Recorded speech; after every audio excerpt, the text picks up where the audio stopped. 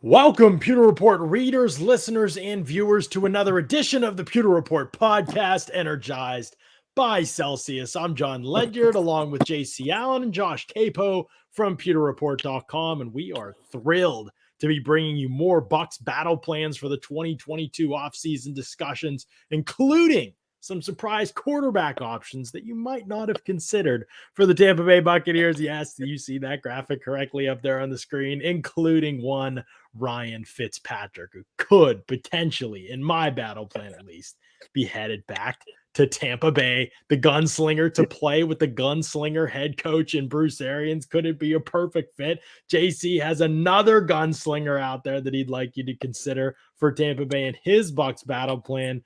Josh is going to tell us why we're both very stupid, which should not be a hard premise to prove, considering that he's probably right about that. Welcome to the show today, guys. Josh, how's it going? Second appearance on the Pewter Report pod. Looking good. What's up, man? Doing very well. How about you guys? Doing well. JC, I know that you were very upset because you thought that your battle plan may not get published today or included in this podcast for discussion.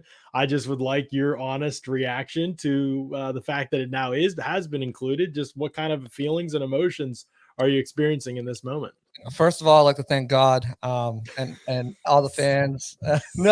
And John for taking the time to push through and edit it. And I want to thank all of you guys out there who's going to enjoy consuming the premiere battle plan out there right now. Enjoy. So. One way to put it. Premiere. Premiere. Oh, this is good stuff. These battle plans are fun, man. Trying to figure out now how realistic all these options can be will be great. Well, Josh was on a couple days ago on Tuesday, and we got to lay in him a little bit for his battle plan and talk about some of the options that he put forth. And there was some interesting stuff for sure, no doubt. And I liked a lot of it. And we'll talk about what we liked and disliked about JC and my battle plan. JC, I believe, has dropped the links for our battle plans into the chat, so you all can check those out as you're listening if you want. But I did want to first start by talking about a report that came out just about an hour before we went on the air, and this one's from Pittsburgh.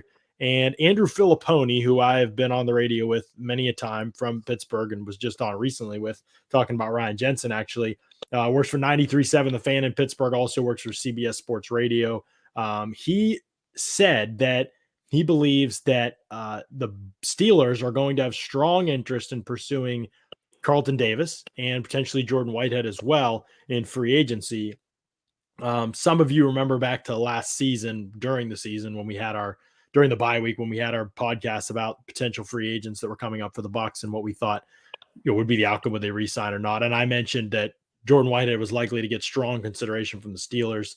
He obviously graduated from Pitt, but also grew up outside of Pittsburgh and Aliquippa, and he has family ties basically to Mike Tomlin as well.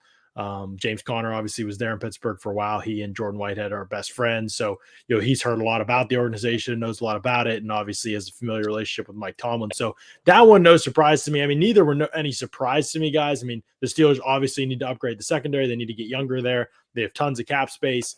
Both players are terrific scheme fits. Whitehead next to Minka Fitzpatrick would be one of the top safety tandems in the NFL, in my opinion. He's kind of what they wanted Terrell Edmonds to be. And obviously Joe Hayden getting older and being a free agent, and they haven't really found a guy opposite him that they really like yet. So both these make complete sense, so I didn't have any problem with us, publishing the story that of Filipponi's report. Doesn't mean that the Bucs won't be competitive for them, but JC, I think it's pretty fair to say that there will be some other offers out there for both of these players and a lot of interest from other teams around the league, given Tampa Bay and Davis and Whitehead's success. Oh, yeah. I mean, you look at what Whitehead can do. He's a very physical safety. You don't have that many guys that play his style. He also did very well in the slot as well. Underrated player. His coverage has gotten much better as well. So, I expect there to be interest for Whitehead, especially in Pittsburgh, but around the league. The problem is the NFL is already paying safeties an absorbent amount of money. There's 20 players in the league making $8 million plus. So, yeah. Do you want to put the resources in that? This is a pretty decent draft for safeties. You can get some good players in the second round, right, third round guys. So, do you want to spend $8-9 million on a safety like Jordan Whitehead? And as far as Carlton Davis goes, I mean, we've talked about this ad nauseum that letting a guy as good as him go out and test the market is not going to go well for the Bucs because teams are going to have money to throw at him. As you mentioned, Pittsburgh secondary, there's tons of secondaries around the league that could use a player like Carlton Davis, use his skill set, and they're going to pay for him. So, both of those guys are going to get hard looks. I think potentially they both have the possibility to come back to the Bucs. I have them both coming back in the battle plan, but they're going to get strong consideration elsewhere. And, money talks. And if they come up with a number that the Bucs can't match relatively to the no state income tax in Florida, make it even, then they're probably going to take off. Yeah, it'll be interesting. And Josh, I want to get your thoughts on this and appreciate Nate saying welcome aboard, Josh, and those saying John V said, I've been a mole for the Steelers franchise this whole time. I have not been, but I have been very aware of the fact that Whitehead, all three of them. It's all your fault, John. It would be quite funny if there is interest, like reported Steeler interest in like basically all the Bucs free agents at this point. So it would be funny if a bunch of them end up there. I don't know if I'll get hate for that or not, but I guess we'll find out. But Josh, I am curious to hear your thoughts on this, just in terms of contracts. Carlton Davis, the reports are kind of everywhere, to be honest, and have been for a while. The Bucs didn't franchise him at around a little over $17 million per year. Right. So would suggest, based on that and some conversations we've had, they don't necessarily think he's a $17 million a year corner. That's kind of understandable. There's only a couple $17 million a year corners right now. Tre'Davious White is in that range, and then the only ones above him are Marshawn Lattimore, Marlon Humphrey, and Jalen Ramsey. I think it's pretty safe to say that Carlton Davis, at least in terms of reputation and production, hasn't been on those guys' level. Even if we think he can get there or kind of low key is as good as those guys, it would be surprising if the rest of the NFL saw it that way. However, in this article that I'm quoting from Filipponi's reports, his co-host Chris Muller, who I was also on the radio with the other day, who actually slandered Tampa Bay Bucs fans, and I fired back at him on the air, by the way. You'll have me know, Bucs fans, I'll have you know that. He suggested that Davis would be acquiring Davis would cost the Steelers $20 million a year, we could rule that out right away, right? Josh, that is absurd. Only Jalen Ramsey is getting $20 million a year. He is literally at $20 million a year for corners. Carlton Davis is not going to reset the market at cornerback, right? No, I don't see Davis resetting the market. Honestly, I don't see Davis being the top guy on the market, with JC Jackson from New England set to hit the market as well. Those two, I do think, are 1 and 2 when you consider age, talent level, and everything like that, and getting the bigger contracts because the length will be longer than some of the older guys like Stephon Gilmore and whatnot. I think 15 a year is the floor. I don't see it going to 20, but I definitely think that 17 and a half is kind of a sweet spot right now. A lot of that is going to depend on how teams structure the contracts. How far do they push money into the back as they start to look at what they think the salary cap is going to be 2, 3, 4 years from now? And with the new revenue, JC, I think you mentioned it in your battle plan, I think very astutely, that teams are planning for the salary cap to go up quite a bit over the next 3 to 4 years. And so if you can backload some of those contracts, the APY goes up and you can still fit it in under this year's cap. Right. Okay. So you said 15 is the floor. 17 and a half is probably the ceiling for Carlton Davis. I would say, right in there. Mm-hmm. Okay, that's interesting. No, I mean, I think you're probably right in that range. It was interesting today. I did hear for the first time, and everything's going on right now, so who knows? The Godwin projections did hear for the first time that it's possible Davis could be in the 14 million range for a lot of teams. But given the fact that there is likely one team willing to go above that for him, I do think he'll end up somewhere like in the 15 to 17 and a half, pretty much exactly what you said, Josh. I agree with you. I think that's a really sound projection for him.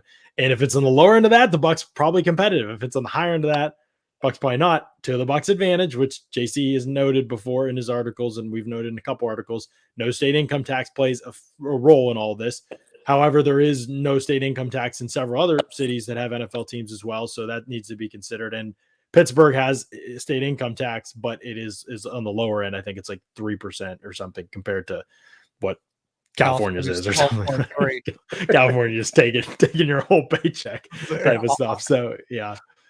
So that is something worth considering there as it comes to these things. They can actually probably offer less than the player could make more given the structure of the deal. So something to consider with all of that. With Whitehead, what do you see, Josh, just in terms of that? I mean, obviously strong safeties, you've talked a little bit to us about how they're growing in value a little bit.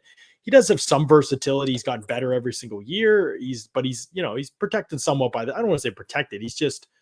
He's allowed to operate in a very sound role for him within the scheme. Pittsburgh would be another place where that would definitely be true, but it still seems like, especially with how many safeties are on the market. I know some of them got tagged, but it's a lot of safeties in the market. It seems like he probably isn't going to break the bank, right? Do you think he's in the $6 million a year?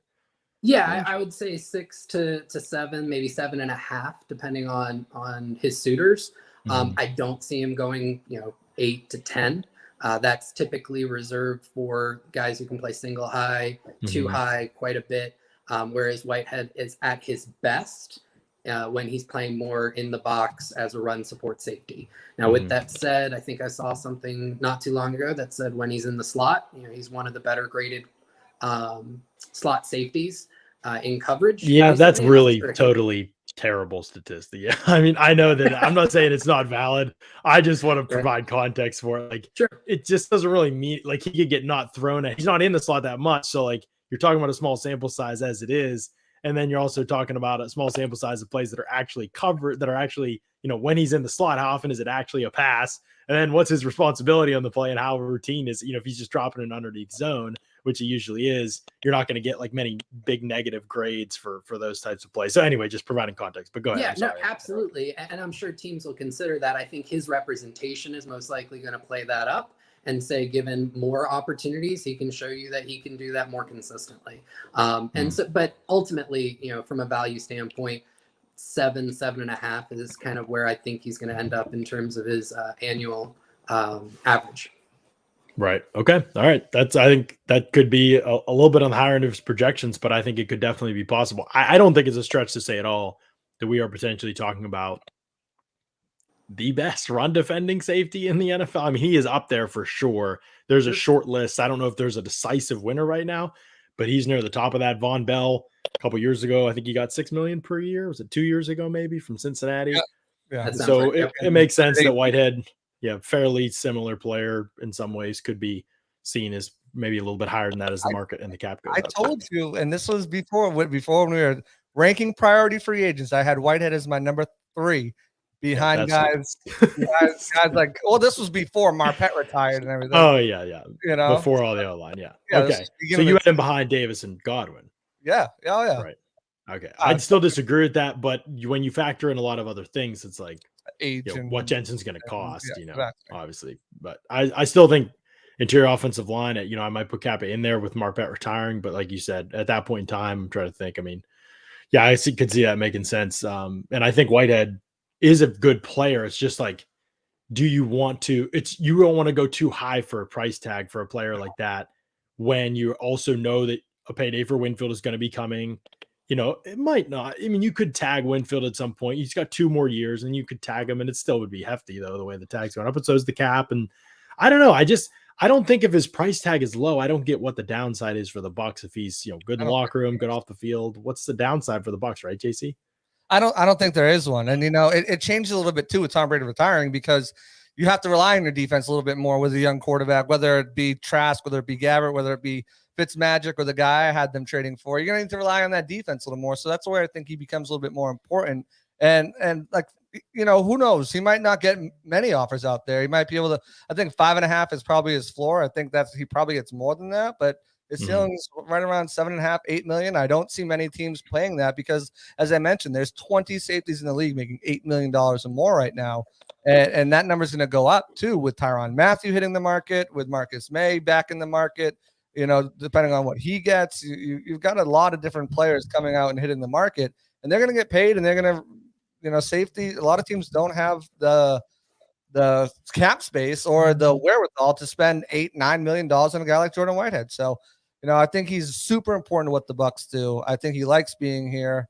You take into consideration everything that, contract wise, you could get this much here, but it'll equal out the same here. And I think he comes back. I don't see them letting him go if he's asking around 6 million, 6.5. One thing I want you to consider, though, JC, is the NFL is notoriously a copycat league. And you look at what Buffalo's done with 2 very solid, strong safeties and how they've built their defense back to front that way. And you could see some teams trying to model that. Not saying Jordan Whitehead brings the same exact skill set as the guys in Buffalo, Mhm. but that could play into his market. And in terms of paying safeties, that could play up his price tag. It is very valuable to have a guy who can play both, who can drop into too high, but then rotate down as well, and not necessarily needing him to play a ton of single high or picking and choosing his spots when you can play him in single high, which he does do in Tampa Bay, just not a lot. Right. But again, it's usually off a rotation, off something like that. They're trying to basically like catch a team doing something. He's competent enough to do those kinds of things. And there's a great value in if you want to defend the run with less people around the line of scrimmage, which some other teams do, his ability to fill from a deeper alignment, with a good angle, with good tackling, with good physicality and speed, all of those things are pretty valuable. I think of a guy like Jordan Fuller with the Rams, who got hurt obviously near the end of the season, but he doesn't really have many outstanding traits, just operates within the scheme very, very well. And their ability to just rotate him down, and he can tackle and take good angles, find the football through the trash. And, he can, if you ask him to go deep, he can find the football too. He can process routes. He doesn't a great athlete at all. I think he ran like a 4.6 and doesn't have many outstanding traits, but he just functions within the scheme very well. And Whitehead can certainly function within his scheme very well based on the way that he's progressed as a player. So yeah, those are interesting things to consider for sure. We've got a super chat here. Jonah, thank you for the $5 super chat. Sign Colin Kaepernick to a minimum. Let there be a three-way competition. Don't think this is going to happen. Colin Kaepernick hasn't played football in, this will be 6 years now, I believe. And so I don't think it's going to happen. I saw Schefter's tweet, but I feel like that one's probably a long shot at this point. Don't do it, guys. Don't start that, please. Yeah. Let's start the Kaepernick. Henry says, I'm liking Josh's commentary. Great addition. Keep up the great work, Jon and JC. Get the battle plan turned in earlier. Come on, man. Like and subscribe. I didn't want to put it out on Tuesday afternoon because I knew the franchise tag. So I had to come up with an excuse to wait a day or two. And, so here we are now. The battle plan. Proofed it 100 times, and then I had to spend 3 hours. Oh, it's unbelievable. Anyway, we want to make sure that we mention before we get to those said battle plans that we mention our title sponsor of the Pewter Report podcast is Celsius Energy Drink. Celsius powers active lives every day with essential functional energy. Got the sparkling orange pomegranate in my hand today. No sugar. Accelerates metabolism, burns body fat, gives you the boost you need without the crash that you get from other energy drinks. And it comes in a variety of awesome flavors as well. What else comes in 2 different flavors, at least, is the Celsius, the protein bars, the fast protein bars by Celsius, the white chocolate cookies and cream, and the caramel peanut crunch. Both outstanding flavors. And you can check out all these things. If you want the protein bars, click on the link in the YouTube description, and that'll take you somewhere where you can get access to those protein bars. And if you use the promo code 20, hold fast, you save 20% on a shipment from Amazon. And I believe you can get the variety pack still too, which is both of these flavors, which I highly recommend doing that since both flavors are fantastic. And if you're looking for the energy drink, you can go to the banner ads at pewterreport.com or do the Amazon subscribe and save option, or just go to Celsius and use the store locator and find out where they're selling different flavors near you. Pretty much everywhere now. It's worth checking before you go to your house, I guess, looking for it that way. So great stuff from our friends at Celsius. Obviously, they'll be powering us through this podcast as we always are. All right, guys, let's talk about these battle plans. In JC's Bucs battle plan, he had the Bucs trading a 5th round pick for Taylor Heinicke and a 7th round pick. Taylor Heinicke, Bucs killer, noted Bucs killer quarterback, going to Tampa Bay to compete with Blaine Gabbert, who he re-signed, and Kyle Trask. JC, give us your rationale on this, and then Josh, you can react with whatever you're thinking about that trade, the value, and all that to what JC's rationale is. Yeah, I just think it's not a high price to pay for a guy. He's got 1 year left on his deal. He's not a terrible quarterback by any means. Obviously, they almost beat the Bucs in the playoffs their Super Bowl year. They did beat the Bucs this past year. You're recouping a 7th round pick in it, and it's a guy that Bruce Arians has had high praise for. Now he threw 20 touchdowns. So he did have 15 interceptions, so he's going to have to cut down on that. But he led Washington to a 7-9 record last year, only making $2.375 million on the final year of his deal. It's not a lot to trade for, and I just think you can add a guy who's got starting experience. Obviously, he started pretty much all of this season. And you add him to the competition and see what happens there. Blaine Gabbert really hasn't started a game since back with Arizona, and he got pulled that year. So as a starter. So, I mean, you got to have some guy who you can fall back on, and Gabbert can get him up to speed. And then if he struggles, you see what you have in Trask, or Trask wins the competition outright. So, it's just another body back there to compete, and a guy who's got pro experience. So that was my rationale behind it. And for Washington, you just traded Carson Wentz. You gave all this. Oh my gosh! You can't, if he starts to struggle. Sorry, when he starts to struggle, you can't have fans calling for Heinicke to come back in there. Resign Kyle Allen or Gilbert Godfrey, Grape, whatever his name was that they had last year, and run with those guys. But yeah, I think Heinicke would be a good fit, and could potentially, surprise people and win that competition. So here's what I heard at JC as a salesperson. He's not a terrible quarterback. He's just another body. That's what I heard. Compelling stuff. You can really compete with this guy. So JC, I get the rationale. I worry a couple things. I think Heinicke's got the mindset that Bruce Arians is looking for. I worry about the cannon to execute. You said he's got to cut down on the interceptions. He threw 15 interceptions last year in an offense that was trying to limit his turnovers. Now you're going to put him in an offense that will expose that side of his game. So I think those are some worries there. And then when you were saying, eventually maybe we go to Trask, all you're doing is muddying the waters to get there. So ultimately, if you're looking at, we need to figure out what we've got in Trask, adding another body to the mix, in between him and finding out what he is, especially after they already sank a second round pick into him, that's my worry there. Yeah, my biggest, I'll let you defend yourself, JC. My biggest concern, I didn't totally hate it, but my biggest concern is also like this scheme fit. I don't think he's a good fit for what they're doing because he's so risk oriented as a player and has such a bad feel for when to call it quits in the pocket. That I just think he would end up in the office as a drop back as much as this one, especially the way this one does. I think he would end up breaking all Winston's records for interceptions. I think he would, and turnovers as well. He fumbled a ton last year. So I think that there is just way too much downside with him. While I like watching him play, though, because he's actually not a boring quarterback, he's entertaining in some ways. He's like way more exciting than a Teddy Bridgewater type would be, in my opinion. But he won't win as much as a Teddy Bridgewater type. So in one way, you are going to be bad. It ensures I think the Bucs would be bad, which is, if you're not going to be good, it's better to be bad than it is to be average, right? In a lot of ways. And I'll get to that how my rationale played out for my pick in a second here, but I don't think that it would work out schematically. I think he'd end up there's no hope for anything with him in terms of a high end outcome. So I don't think that it would benefit Kyle Trask at all to have him in there. I would only want a clear upgrade option if it were me looking at the situation.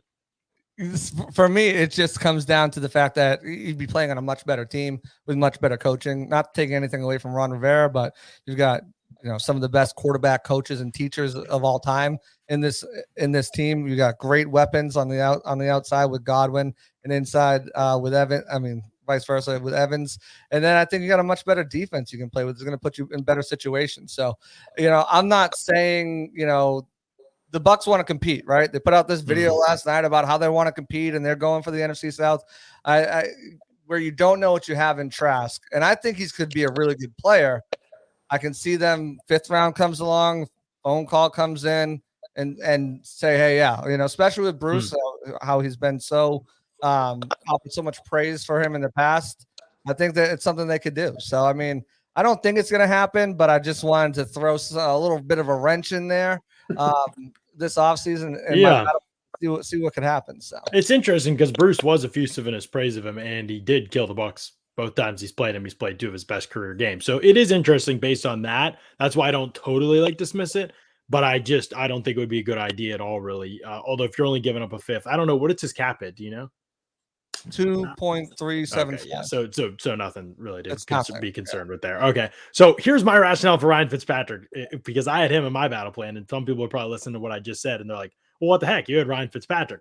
My argument would be that I had this in battle plan. I have no idea what Fitzpatrick's health status is, But I'm assuming if he can be back to the Fitzpatrick that we last saw on the field, the Fitzpatrick that was last out there competitive, playing well, and has mostly pretty much always been on worse teams than this one, but really hasn't changed in terms of his skill set. It's not like Fitzpatrick has gotten worse over the years. We haven't seen really a decline from him. It's pretty much been the same guy everywhere he's gone at every step of the road. Like, it's just, there's the hot and cold spells to a degree for sure. But most of his teams throughout his career, especially in recent years, have been worse than the one that the Bucs currently offer.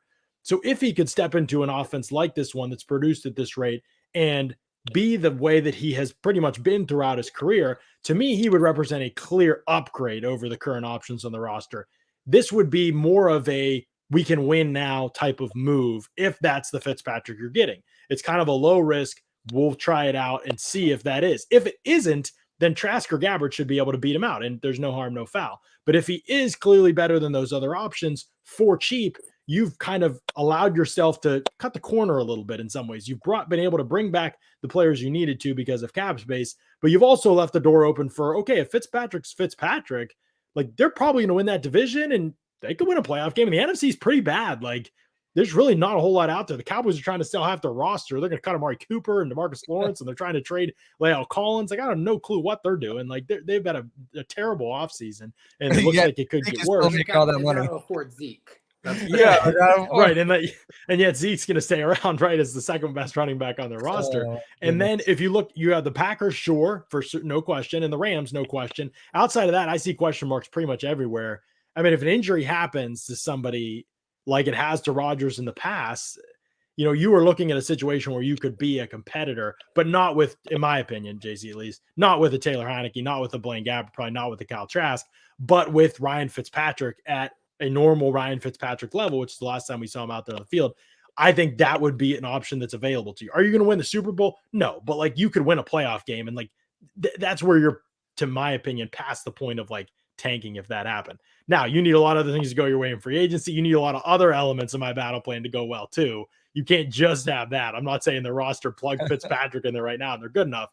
You need to do what I said, like in the battle plan, bring back a pretty freaking good roster and supplement it with a couple free agent signings, which they can do. And you also need Fitzpatrick to be healthy, which I admit is a caveat I'm not totally sure of. So what do you think, JC? Yeah, I mean, Fitzpatrick, it's like clockwork, right? He's going to break down at some point during the season. He's going to miss some games at some point during the season. So it's not like you're getting Fitzpatrick for a full year. I don't mind Fitzpatrick at all. He's been adequate wherever he's gone. I don't see too much of a difference in upside with this roster and with the roster that you've constructed and the roster that I've constructed. I don't see too much of a difference between him, Blaine Gabbert, Heinicke, Kyle Trask. I don't know. I know. Whoa. Hang on. So are you saying Ryan Fitzpatrick at Ryan Fitzpatrick level? We've seen him play for most of his career. Like level, though. I mean, he's older now. A pretty good starting quarterback is not better than Taylor Heinicke. I'm not saying if he's injured, if he's not healthy, that's a different story. But I'm saying if you're getting the guy who's we've typically seen in the NFL, you don't think that's a better option than Taylor Heinicke? I mean, wasn't he healthy towards the end of last season? They stuck with Heinicke. I mean, yeah. I'm just healthy at all. That proves my point partly. I'm just saying Well, that's what I'm saying. If he is healthy and if he's healthy, then he probably leads this team to maybe. I don't see him leading them to more than 7, 9, 8 wins, though. Well, 9 might be enough. 9 might be enough with any of these quarterbacks to win. I don't think you get there with Gabbert or Trask or Heinicke. I don't think. Well, if the NFC South stays the same, I know there's rumors floating out there that the Saints are better than the Bucs because they're going to get some level of competency at quarterback. They're going to be better out there, but Jimmy G potentially headed there or whatever. But I think you got 5 games. You split it. You finally beat the Saints. I mean, you probably beat Atlanta and Carolina twice, maybe. That's 5 games right there. And you got a really tough schedule. Who knows? I don't know. It's going to be interesting. So I think, John, with your caveat, the health, I could definitely see Fitzpatrick being a clear upgrade over any of the, including what I put in my battle plan, going with Gabbert. But I think that's a really big caveat, especially for the injuries coming off of, which is the hip, which now you're getting into your rotation. Yeah, I mean, he could retire. What's that? Like he could retire.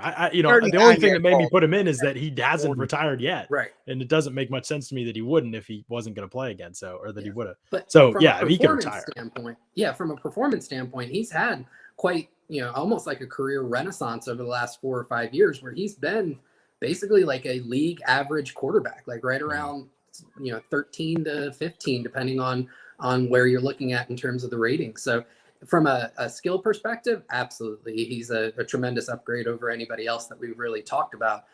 It's that health. That's the word. Yeah, it's clearly a long shot. There's no question it's a long shot. Part of it is like having fun with these things. Like I said, he could retire tomorrow and I wouldn't be surprised at all because I have no idea where his health situation is at. I don't know that many people do know where his health situation is at. There's been shockingly little conversation about him, and I actually researched all over. Is he going to retire? Is he going to? There was some just mild speculation at best about that. So those things are all possible for sure. But if he doesn't, and if he is healthy and ready to go, and there's no issues from his injury, which is possible too, we see all kinds of crazy things happen. Then I think he would be a very interesting option for the Bucs.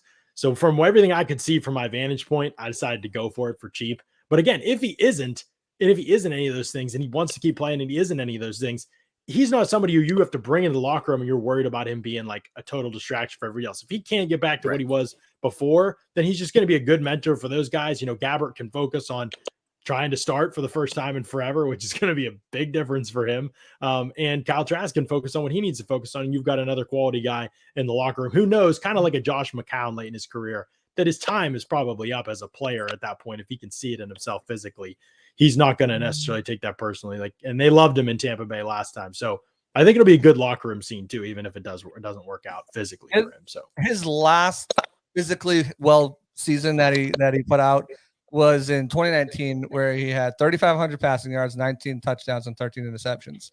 You're telling me you don't think that either Trask, Gabbert, or Heinicke are capable of that with this offense?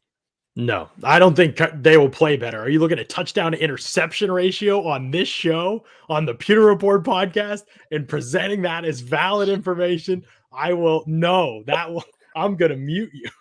I just need both of you to promise me, because you both are courting former Washington quarterbacks, that this time next year, this is where your battle plan is going to include a trade for Carson Wentz. No Carson Wentz. It's not going to include Carson Wentz. We already had him off the table. He'll be a free agent, so we'll sign him that way. Yeah, all right, let's get into some of the. You had some of the draft picks that you had. It were also interesting in yours, Josh, that you had for the Bucs. First of all, you had a trade. Talk about the trade that you had, the cheat code trade that you can do to give your team as many draft picks as you want when you do these battle plans, so that you can make it objectively more fun for people by drafting half the class. Tell us about that trade. Half the class. I had 2 extra picks. All right, I don't want to hear it. So yes, I have the Bucs trading down out of the first round with Cleveland. In my scenario, Cleveland takes one of the top defenders with their first pick, and then obviously wide receiver is a need for them. Maybe Chris Olave sitting there, maybe Jahan Dotson sitting there, and they trade up with extra picks that they have. They're second to 27.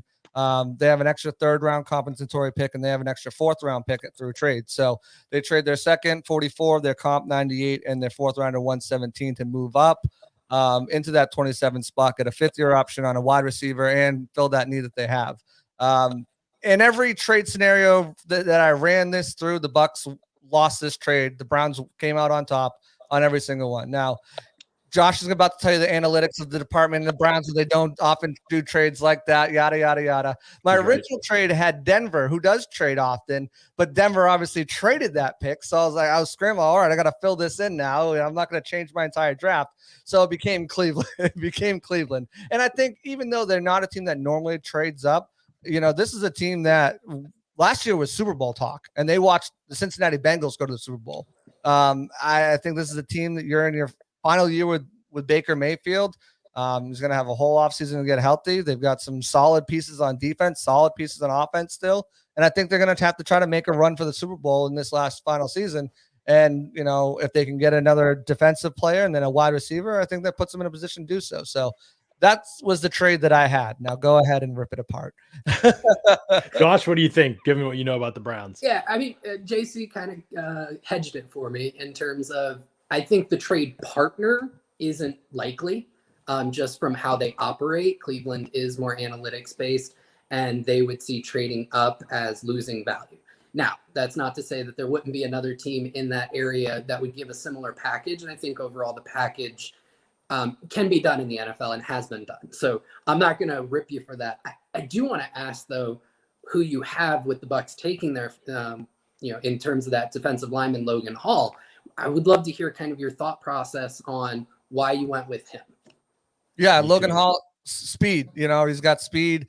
I know he doesn't have the longest arms, John, but he's your classic 5-tech. Bucs playing a base 3-4, not often, but he can fill that role there. He weighed in pretty well at 283, 6'6", and then he can kick in inside as an interior pass rusher, and that's what the Bucs are looking for. Someone with speed that can kick in, kind of like what Joe Tryon did, but a guy who's a little bit bigger, a little bit heavier. So I like him there. He's been linked to the Bucs in the first round. Now he's kind of cooled off, and it's more of a second-round prospect.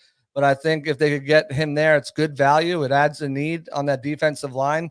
He tested one of the best players of the combine. He had the best shuttle score and the best was tied for the best 3-cone time as well. So he's a good run defender. So that's another thing that Bruce said. I think he was 6'6.5". To have a great 3-cone amongst your position group at that height is really impressive. Yeah, and he's a strong run defender too, and that's what Bruce said. He doesn't want to lose anything in the run, but he wants to get speed. And he ran a 4.88 40-yard dash at that height and that size. So I thought he was a good fit, and I wanted to grab a defensive lineman. There aren't really many in this class that can make a difference. I think year one, and I think he's probably the last one. Maybe Travis Jones right there could work too, but I think he's probably the last one. I like his speed a little bit more than Travis Jones. Yeah, I took I didn't trade down. I didn't do the cheat code. So I stayed at pick number 27, and I took a defensive tackle as well. Yeah, this is going to – what's that? Yeah, you took a different cheat code. You took a player who's going to be gone well before that. I don't know that that's true. Devontae Wyatt from Georgia is who I took, and we'll have to see how things play out. It's going to be very interesting because Jordan Davis's combine tended to vault him up the board. And I use simulators from a couple different places when I'm doing these Bucs mock drafts. And so when I ran the simulator, pretty much consistently, Devontae Wyatt was still on the board from a number of different sites. And so I was like, okay, this is a realistic possibility. And I don't spend too much time, especially because it's the beginning of March, obsessing over who is and who won't or will be on the board, because it's just generally a waste of time. Outside of some obvious players, there really is no way of knowing. I mean, no one in the world thought Derwin James was going to be there at 17. If you'd have mocked him to where he landed to the Chargers at that point in time, you'd have been laughed at. Like nobody thought DK Metcalf was falling to 64, or AJ Brown was falling to the second round, or nobody thinks half the things that are going to happen. Travis Frederick's at the end of the first round, and all this kind of stuff that happens every single year. So there's no way to really weed through a lot of that stuff this far out, especially maybe as we get closer, but this far out really isn't a way to do that. And so Wyatt, I think, he's a good player. He's exactly what they're trying to do. I think he's a player that they would, if he were like a couple picks from them, that they could even like jump for, they could kind of move up for. It is worth noting that defensive tackle is one of the deepest positions in the NFL. So they can slide a little bit because it's not necessarily seen as a need. And in the first round, teams can say whatever they want. Most of them are looking for need. If there's an obvious stud at defensive tackle, it's something to consider. But I think if he slid down into their range, he's a player that they could potentially even try to make a move for, because I do see him as such a great fit. I don't think the Bucs are likely to trade up, but I had them taking Devontae Wyatt at that point in time because I think that the upside is there potentially for him, especially as a pass rusher, to be a perfect pairing with Vita Vea, which Bruce Arians said is the number one priority in this offseason, which he said at the Combine. So that was very interesting to me. We both had Christian Watson going in the second round. This has been a popular pick. Scott had him in the first round, I think. No, he had him in a trade down in the second round, but he had him with the Jazz. First pick. But I think Scott said first pick in the second round. I think Scott said though he wouldn't be surprised if Watson, if the Bucs want him, that they would need to take him at 27. Yeah, it wouldn't be surprising to him, for sure. I don't think he's going to go in the first round, despite the testing and the size, the athletic profile. I see an FCS wide receiver who never had more than 800 yards in a season, who was in a run-first offense that blocked more than he caught the ball and that runs two different routes. I'm not saying that to say I don't like him. I do like him a lot. I think his upside's significant. I think that we tend to overreact to pre-draft processes for some positions. Edge defenders, nope. Teams don't care because there isn't as much cerebral stuff to playing edge defender, right? If you can rush the passer, you're going to go high, period. But for some positions like wide receiver, a lot of the position is mental. If you're going to thrive in today's NFL, especially with the Bucs, for example, like you have to be able to read coverages as a wide receiver. That's why you see a lot of busts for a lot of years at the position that teams weren't scouting them appropriately, I think. So not saying Watson isn't smart, just that it will take time for him to be able to do that, especially as he has to learn a full route tree. It'll be a totally different offense in the NFL than what he operated under in college. Definitely has the explosive traits. There's lots to like. I don't think he's going to be a first-round pick. I do think he could be there with the Bucs range. Josh, you said today you think his floor, the lowest he would drop, is number 53 overall in the draft. Talk to us about your rationale. I think it comes down to the way offenses are moving in the NFL. And Watson provides, we've used the word on the pod here today, a cheat code in terms of the size, his speed, his ability to move. Yes, he's going to have to learn how to run more than 2 routes, but until then, those 2 routes can do a lot to a defense. And I think that there are a couple teams that in the second round, looking at what he potentially could be in terms of unlocking more of their offense, I think that you're going to see him go there. And I think some teams are going to see a DK Metcalf type in terms of his build and how fast he is at that size. And they're not going to let him slide like DK ended up sliding. Again, it's a little bit different. DK sliding out of the first into the second. I just don't think they let Watson slide out of maybe mid-second round. And that's why I was thinking 53.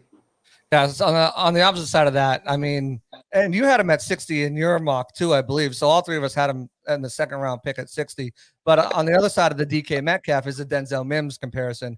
And I've heard some teams that are a little bit scared off by his lack of, route running ability. And that, as John alluded to, he only has about 2 routes. And Denzel Mims blew up the combine. People fell in love with Denzel Mims, and he hasn't been able to do anything. So as to counteract we don't want to miss out another DK, you also don't want to evaluate him in the wrong way and end up with another Denzel Mims, which I don't think he's going to be. I'm not saying that because obviously I wouldn't draft a Denzel Mims in the second round. But there's just that trepidation between some front offices, especially with the small school, and it's going to take time to learn routes and have to take time to go up against better competition and all that as well. Right. Yeah. It's fascinating because you don't want to, obviously we believe in the player, otherwise we wouldn't be drafting them in these things, but also you want to try and look at it through team's lens too, which requires 2 different skill sets almost to be able to do that. So it will be very fascinating to see where he goes. Probably one of the more fascinating players in the draft, to be honest. I mean,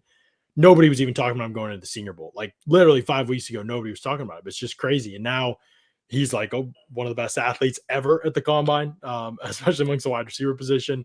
It's just incredible how he's boosted his stock, and we'll see how I can get it. It's definitely going to be something worth talking about. All right, I was going to say, should be noted that he was first spotted by Pewter Report's Casey Hudson. That's true. Honestly, Casey texted me about half hour into the first practice. She was like, "Do you know anything about Christian Watson?" I was like, "No." I did ask Scott before I went, and he was like, "Yeah, I'll be." At that point, I don't know if Scott had even seen him. He was like, "Yeah, he'll probably be like a late day 3 pick special teams guy." And then Casey was like, "He looks like the best player here." And I was like, "Okay." So I was watching O-line, D-line. Casey was assigned wide receivers that day, and Matt was watching, I forget, like running backs and linebackers. Casey was watching quarterbacks and wide receivers and corners. And so we were kind of splitting up the positions. The next day I was on wideouts, and literally 30 minutes in practice, I was like, he's better than every wide receiver here. Like not even close. Like it was just obvious. And right now, I don't think anybody else that was even there is even close on boards to people. Like it shouldn't be anyway. I mean, based on what I saw there anyway, I've seen some of them on tape. So yeah, big shout out to Casey for recognizing that and seeing that right away. Long lost Glazer says Josh must be a real life salary cap guy. Saving money using transparent lampshades is next level. I try. I very much do. That's actually like pretty sweet to me. I love it. All the decor you see behind me goes straight to the wife. She's amazing. I was gonna say, yeah, I'm also married to a decor person, and so I understand. That's why I recognized that. I was like, oh, fair. Very impressive. Very good. Josh, JC, we went different directions with our offensive linemen that we both took one in the 3rd round, but you went with Cole Strange from Chattanooga. I went from Luke Gadek from Central Michigan, who played tackle and I think will move to guard in the NFL based on his arm length being very short. But what's your, I know you like Strange, maybe 30 seconds on Strange. I don't know if people want to hear the fact that you want to write a book about him, but no, I already just wrote a 30 book seconds. about him anyways on our draft clutch. But yeah, Strange, he came out with the best Raz guard of any grade, a relative athletic score of any guard in the class, and in the guard since 2016. He reminds me of Jensen, the fact that he's a mauler in the run game. He's aggressive. He plays with great charisma and balance and leverage. And I just think he's going to be a beast. And he's also capable of playing multiple positions on the line. Yeah. That's kind of what I saw with Gedek too. I just felt like, man, he's a guy that fits the Bucs mentality for sure. Athletic, big, 6'5", 312, physical dude, and play a tackle and could probably kick inside and do very well in the NFL with a little bit of development. So yeah, I'm a big fan of. I think both of those guys could be Bucs fits. To be honest, I definitely saw that potential for both of them to be fits. And we went with tight ends, running backs later as we get down the board. We did have some similarities. Everybody pretty much on the Pure Report staff, except for me, has drafted Matt Araiza from San Diego State, the punter. Everybody wants to see Bradley Pinion up out of here. I don't mind seeing him up out of here either. Just didn't really care about analyzing specialty. 80 yards? Come on. Punt God. Give them to me. That's right. Okay, so as we get to the point where we need to wrap up this show and offer our favorite things and least favorite things about these battle plans, we would appreciate everybody hitting the like button. Give us a thumbs up on the show. If everybody who's watching does that, it'll help boost our YouTube SEO. More people can find the channel. More people can subscribe. If you're not subscribed, make sure you subscribe too. But please do give us a thumbs up. That is very, very helpful to us, obviously. The last thing I'll say here is that this is also an opportunity to tell you about one of our favorite title sponsors over at Pin Chasers, where you can have bowling, food, and fun with the whole family and join bowling leagues, birthday parties, corporate team building events, 3 different events. There are 3 different locations in East Pasco, Midtown, and Veterans. And they've got just an unbelievable variety of food, too. I think they got all-you-can-eat breakfast. And they've got an all-you-can-eat pizza night, or not an all-you-can-eat breakfast, excuse me. They have breakfast all day, and then they have an all-you-can-eat pizza night as well, which is total game changer. Their pizza right there, it's just so good. I was there the other night. I think I said this on one of our last pods, and there was just people like literally out the door. So it's a happening place, and it's a great place to take the family and have some fun as well. So Pin Chasers at those locations, definitely worth checking out. All right, let's get to it. We got a couple different takes here, a couple different things to line up in terms of our favorite and least favorite moves on each other's battle plans overall. Why don't we let Josh go first and tell us his favorite thing? He can pick whoever one wants to go first. Favorite thing about mine and your battle plans, and least favorite things about our battle plans. All right. So I know it's going to sound a little strange, but I love the Matt Araiza pick, JC. Punt God, you're absolutely right. That is going to be like the best pick of the draft, no matter what team gets him. By the way, I'd just like to say he is not going to be there in the 7th round. You're probably right about but that. It's believable enough for fans. But I think he's going to get drafted much. I mean, he's. Have you seen the punts? I mean, they're amazing. That's what I mean. I'm being that guy here. I'm channeling my inner JC, and I'm saying he's not going to be there. I'm the not going to be there guy. I just want to. Before you go anymore, go. Chargers are trading for Khalil Mack. Really? Yeah. Is it who said? Is it Adam Schefter finalizing a trade? Attempting to finalize a trade that will send to the Los Angeles Chargers. Whew. From the Bears. That kind of makes sense because the Bears got to get some people up out of here. But Mack and Joey Bosa on the same. See, the NFC West or the AFC West is about to be crazy. I feel bad for Derek Carr. Crazy. Oh, yeah. Derek Carr. Poor Derek Carr. Raiders should just cut bait now because they right into the ball. Yeah, he should be pounding the door down for a trade at this point. My original battle plan did have Derek Carr coming, but after the combine week when Josh is like, he's going to be our starter, I didn't have it. I had him trading a 2nd, 3rd, Kyle Trask, and a 1st and 3rd next year for Derek Carr. So, I don't know. Yeah. Probably not enough at this point, but. Yeah, Chargers still need some run defense, but you can find that cheaper in free agency then. All right, tell me more what you liked about my. So, I mean, the other thing that, just. And for me, it's a little bit of reflection on my own battle plan. But I love that you kept Whitehead, and especially the way we opened the podcast talking about him, what he brings to this defense, and how he's perfect fit for Todd Bowles. It makes me regret not finding a way to keep him on my own. So that would probably be the biggest thing that I saw there that I really, really enjoyed. Flipping to the other side, have you seen what a slot receiver in Bruce Arians' offense looks like? Stole mine. Stole mine. This is the worst. This is the worst with it, but decision in a battle plan in Peer Report history. That's how far I'll go, JC. Really? You're gonna go Braxton Berrios to the Bucs for $10 million over 3 years. Absolutely. First of all, the length of the term. Why are we doing 3 years for Braxton Berrios if you're the Bucs? Just doesn't make any sense. He's a backup slot receiver. He's a slot only in an offense that only plays big guys that can block in the slot. He's a little dude. He's never going to fit the prototype. No, I was out on this pick. Go ahead, Josh. Back to you. Get him. I mean, you hit all of it. I honestly, what's that personnel package look like? Like, if you could walk me through it. He comes out, and what role is he playing, and where's everybody else slotted? He could definitely be on the opposite side. You get two receivers in the slot. If it's and obviously not a running play, you guys are missing the whole point. He is an all-pro return specialist. Bucs fans, say it with me: a return specialist that you're getting for $3.5 million that can play. He's a little bit like Scotty Miller. He's a willing blocker. He's not going to run anybody over, but the last time he played the Bucs, he knocked one of the defenders on his ass. I forget who it was. So, I mean, come on. Obviously, he's not the prototype. He's about the same size as Scotty Miller, not as fast, not really an outside guy, but he can make plays. He scored 2 touchdowns on end-around rushes. You can get creative. We have a very creative coaching staff, and they'll find ways to use him.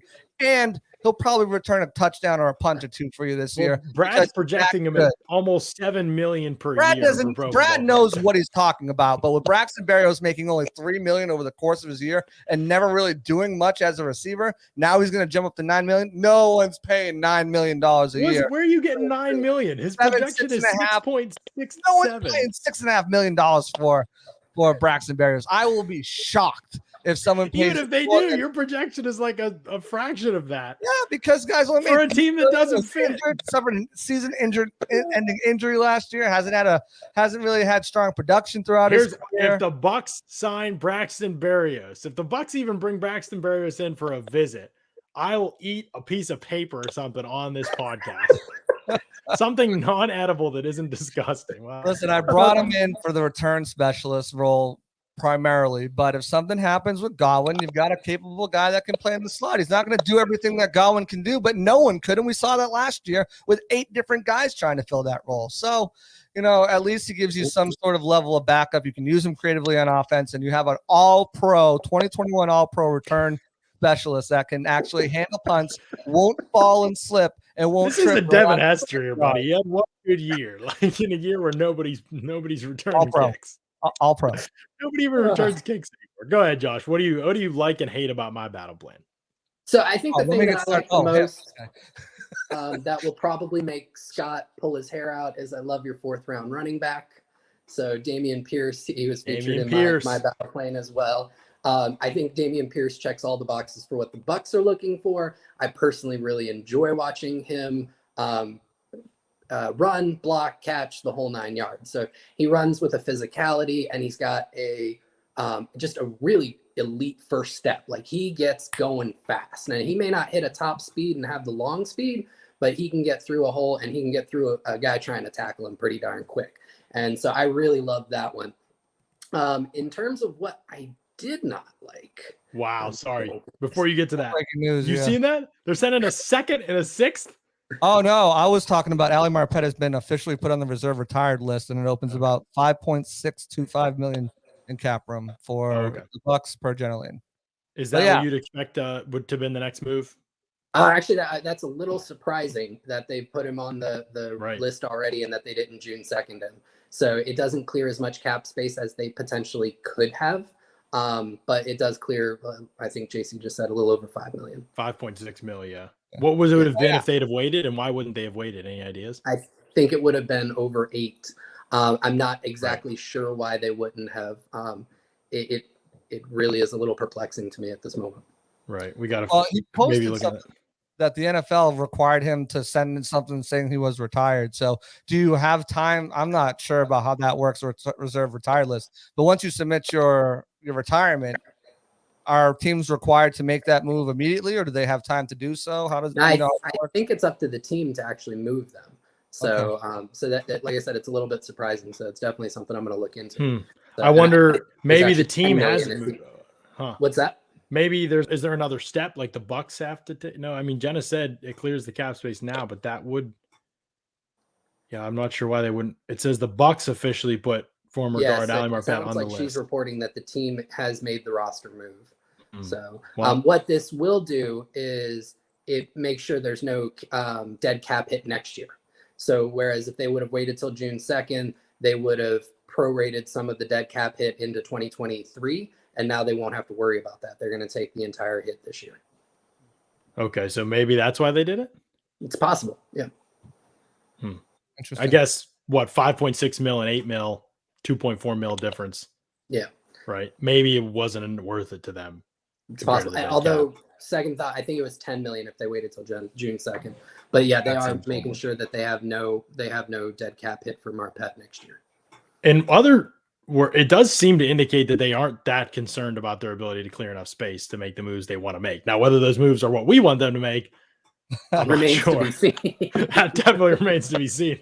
But it does seem like that would indicate that they're not like overly stressing about cap space. Like last year, for example, it was like literally get every ounce of cap space out of everything you could, including void years and all that. So wouldn't that indicate that they maybe aren't that concerned about it? Yeah, it definitely does. And the thing with the Bucs, and I think Scott said this a lot, is you're not going to see them make a bunch of moves at one time. They're going to make moves commensurate with what they want to do next. And so throughout the offseason, you're going to see these come in kind of one at a time. But this is the first move for them getting under the cap by next Wednesday, the 16th, which is the new league year, which they have to be cap compliant by that day.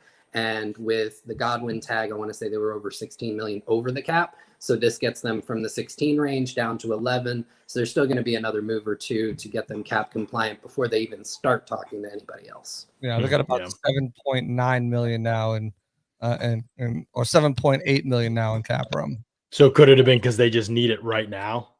Yeah, I mean, they have to have it by the 16th.